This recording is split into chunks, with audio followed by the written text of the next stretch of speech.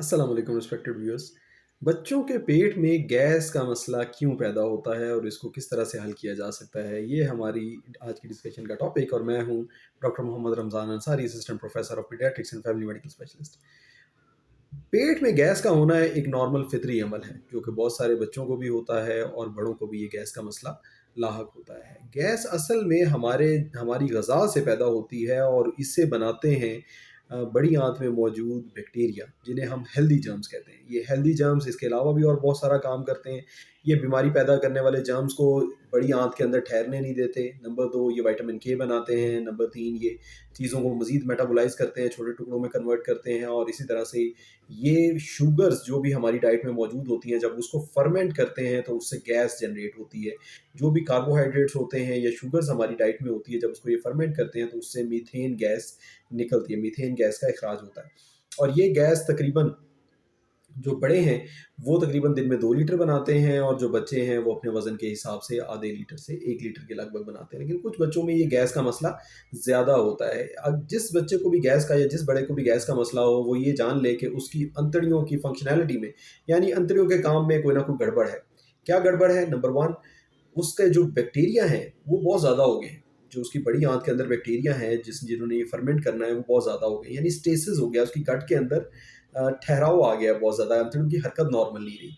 या उसको कब्ज़ का मसला है, उसके अंदर पोटी बहुत ज़्यादा देर के लिए फंसी रह जाती है, फुजला जो है वो बहुत ज़्यादा देर के लिए बड़ी आंत में रुका रह जाता है, इस वजह से गैस ज़्यादा होती है। या तीसरे नंबर पे उसके जो गज़ा है, गज़ा में लैक्टोज़ और लैक्टोज़ की मिकदार बहुत ज़्यादा है। ये लैक्टोज़ की मिकदार बच्चों की डाइट में ख़ुसूसन बहुत ज़्यादा होती है। अगर अनमॉडिफ़ाइड काउज़ मिल्क दिया जाए या बफ़लो मिल्क दिया जाए या गोट मिल्क दिया जाए, यानी गाय, भैंस, बकरी का दूध अगर दिया जाए, तो उसके अंदर लैक्टोज़ जो है वो बहुत ज़्यादा मिकदार में बच्चे को मिलता है। ऑल्दो लैक्टोज़ रिक्वायर्ड होता है बच्चे को ब्रेन की ग्रोथ के लिए, अपने नर्व्स की ग्रोथ के लिए, अपनी नॉर्मल ग्रोथ के लिए रिक्वायर्ड होता है लैक्टोज़। लेकिन जब बहुत ज़्यादा मिकदार में लैक्टोज़ आता है तो फिर बच्चों के पेट में बहुत ज़्यादा गैस बनना शुरू हो जाती है और उनकी रात की नींद भी डिस्टर्ब हो जाती है। ये करवटें इस तरह से जो है वो ये अनड्यूलेटिंग, यानी ऐसे जो है फोल्ड अनफोल्ड होते रहते हैं, अपनी बॉडी को करते रहते हैं और अनईज़ी रहते हैं बच्चे।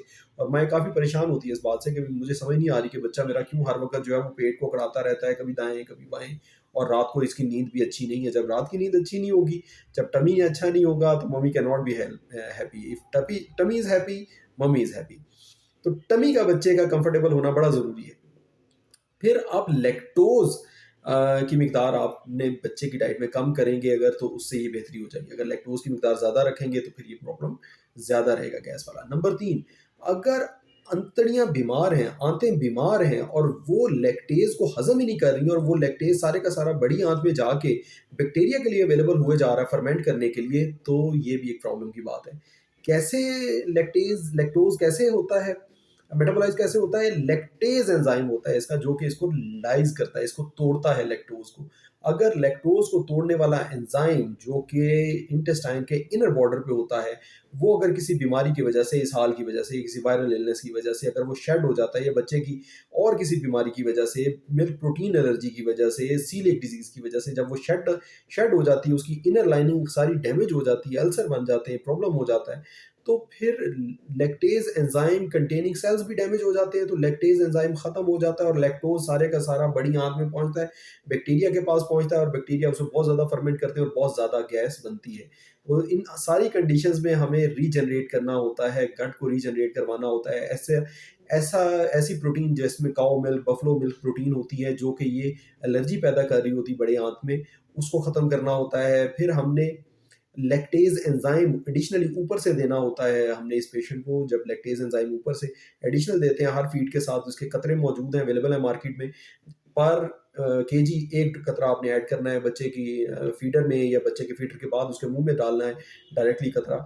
तो उससे जो है फ़ायदा रहता है कि लैक्टोज़ मेटाबोलाइज़ हो जाता है और बड़ी आंत में बैक्टीरिया के लिए अवेलेबल नहीं होता कि वो गैस बनाए और इस तरह से गैस का प्रॉब्लम पैदा करे।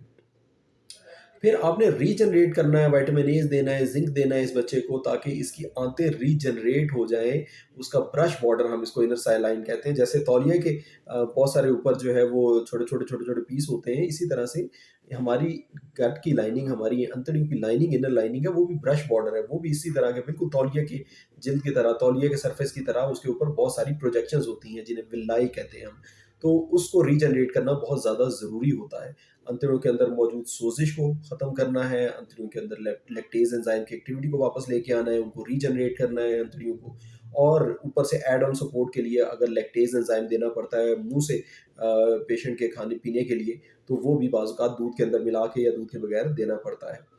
फिर अगर आपका बच्चा थोड़ा-सा बड़ा है, तो उसको कब्ज़ होगी आम तौर पे, या आप उसको कार्बोहाइड्रेट्स ज़्यादा दे रहे हैं जिसकी वजह से उसे गैस हो रही है, तो कार्बोहाइड्रेट्स आप कम देंगे तो गैस का जो इखराज है वो कम हो जाएगा। कार्बोहाइड्रेट्स का इस्तेमाल, क्योंकि हम वैसे भी हमारे कॉन्टिनेंटल पाकिस्तानी खानों में बहुत ज़्यादा कार्बोहाइड्रेट्स का इस्तेमाल है, हम मैदे से बने हुए नान खाते हैं, मैदे से बनी हुई चीज़ें खाते हैं, तो उसकी वजह से गैस का इखराज हमारे लोगों में वैसे ही ज़्यादा है, गैस का मसला वैसे ही ज़्यादा है।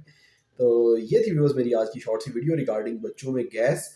गैस जो है वो दूध की प्रॉब्लम की वजह से हो सकती है, गैस जो है अंतड़ियों की हरकत की मसला की वजह से हो सकती है, अंतड़ियों के रीजनरेशन यानी अंतड़ियों की जो इनर लाइनिंग है वो ख़राब हुई है, वो शेड हुई है, उस वजह से हो सकती है गैस का मसला, और बैक्टीरिया की ओवर ग्रोथ की वजह से अंतड़ियों की जो है वो कोई एबनॉर्मल लूप हो सकता है अंतड़ियों के अंदर, जिसके अंदर बैक्टीरिया बहुत ज़्यादा ओवर ग्रो कर रहे हैं, बहुत ज़्यादा गैस बना रहे हैं।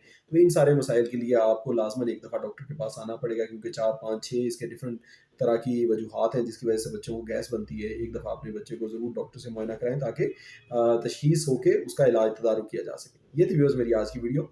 उम्मीद है आप लोगों को इससे फ़ायदा होगा और आप वीडियो को लाइक करेंगे और चैनल को सब्सक्राइब करेंगे। Thank you very much. अस्सलाम वालेकुम।